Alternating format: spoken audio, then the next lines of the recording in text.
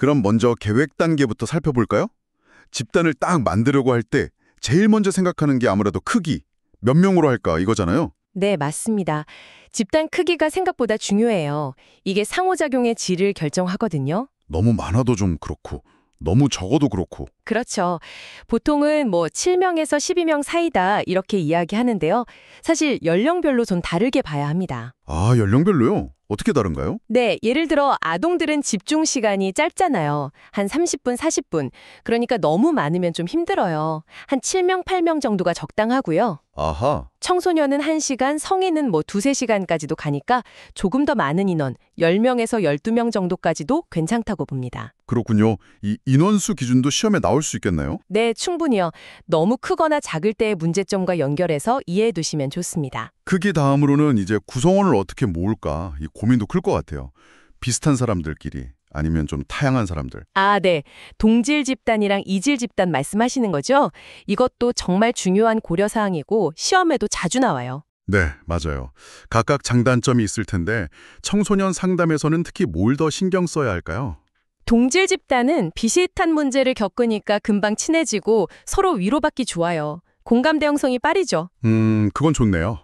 근데 이제 단점은 좀 시야가 제한될 수 있다는 거. 새로운 관점을 얻기는 좀 어려울 수 있어요. 하긴 다 비슷한 생각만 할 수도 있겠네요. 반대로 이질 집단은 다양한 배경의 사람들이 모이니까 시각도 넓어지고 현실적인 피드백을 주고받기 좋아요. 성찰의 기회가 많겠군요. 네. 그런데 처음에는 아무래도 좀 어색하거나 의견 차이로 갈등이 생길 수도 있죠. 그럼 청소년들은 어떤 집단이 더 좋을까요? 특히 뭐 15세 이전 이럴 때는 좀 다를 것 같은데. 아, 그 시기 청소년들은 특히 성 정체성이나 이런 고민이 많을 때라 동성 친구들하고 있을 때 더 편안함을 느낄 수 있다는 의견도 있어요.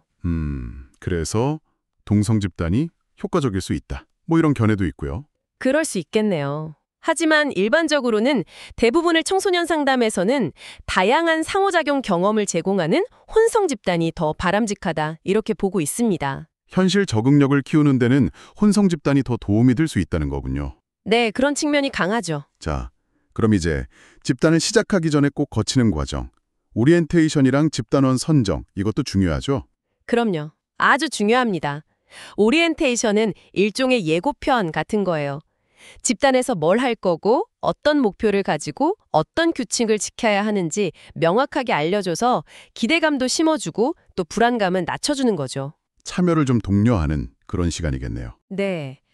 그리고 집단원 선정은 그냥 아무나 막 받는 게 아니라 정말 이 집단에 적합한 분인지를 신중하게 봐야 해요.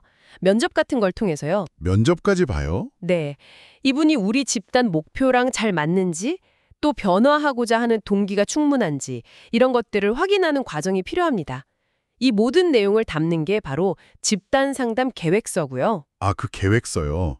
시험에도 그 계획서에 뭐가 들어가야 하는지 이런 거 묻잖아요. 맞습니다. 계획서의 구성 요소 꼭 알아두셔야 합니다. 자, 이렇게 계획을 잘 세웠다면 이제 이게 잘 되고 있는지, 효과는 있는지 확인하는 평가 단계로 넘어가야겠죠? 평가는 왜 꼭 해야 하는 건가요? 평가는 여러 가지 이유로 중요해요. 일단 우리가 세웠던 목표를 얼마나 달성했는지 객관적으로 확인해야죠. 그렇죠. 성과 측정이네요. 네. 그리고 혹시 집단 운영 과정에서 뭔가 문제가 있었다면 그걸 발견해서 다음에는 더 잘할 수 있게 개선하는 데도 필요하고요. 피드백이네요. 맞아요. 또 상담 서비스의 질을 입증하는 근거도 되고요. 가끔은 이 평가 과정 자체가 참여자들한테 긍정적인 영향을 주기도 해요. 아, 내가 이만큼 변했구나 하고 느끼게 되는 거죠. 평가 자체가 치료적인 효과를 가질 수도 있군요. 이것도 시험에서 중요하게 다루는 포인트죠. 평가의 목적 같은 거요. 네, 그렇습니다. 평가의 중요성, 목적 기억해 두셔야 합니다. 그럼 평가는 언제, 어떻게 하는 게 좋을까요? 딱 정해진 시기가 있나요? 꼭 정해진 건 아니지만 보통 여러 시점에서 해요. 매 회계 끝날 때마다 한 10분, 15분 정도 짧게 할 수도 있고요. 아, 매번요? 네, 간단하게라도요. 그리고 집단 과정 중간쯤에 한 회계를 아예 할애해서 중간 평가를 하기도 하고요. 중간 점검이군요. 그리고 집단이 다 끝나고 나서 마무리 평가를 한두 회기 정도 진행하죠. 최종 평가. 그런데 여기서 시험에 정말 자주 나오는 게 있어요. 바로 추후 평가 또는 추수 평가라고 하는 건데요. 아, 추후 평가요? 그건 뭔가요? 집단이 완전히 끝나고 나서 한 두세 달 정도 지난 뒤에 다시 평가를 하는 거예요. 끝나고 한참 뒤에요? 왜죠? 집단에서 얻은 경험이나 배운 것들이 실제 생활에서 얼마나 잘 적용되고 있는지, 그 효과가 계속 유지되고 있는지를 확인하는 거죠. 이게 정말 중요해요. 아, 진짜 효과가 있었는지, 일시적인 게 아니었는지 보는 거군요. 네, 바로 그거죠. 그래서 추후 평가의 중요성, 시험의 단골로 나옵니다. 방법은 어떤 것들이 있을까요? 평가 방법도 다양할 것 같은데요? 네, 여러 가지가 있어요. 다 같이 모여서 이야기 나누는 공개 토의도 있고요. 아니면 어떤 단어를 딱 던져주고 연상되는 걸 말해보게 하는 단어 연상법도 있고, 재미있네요. 또 객관적인 시각을 위해서 외부 관찰자를 활용하거나 아예 녹음이나 녹화를 해서 분석하기도 하고요. 설문지나 평정 척도 같은 측정 도구를 쓰는 건 아주 일반적이고요. 이런 방법들도 시험에 나오나요? 네, 평가 방법의 종류와 특징을 연결하는 문제가 나올 수 있습니다. 알겠습니다. 그럼 마지막으로 평가를 통해서 구체적으로 뭘 봐야 하는지 평가 내용이 궁금한데요. 평가는 크게 두 가지를 본다고 생각하시면 돼요.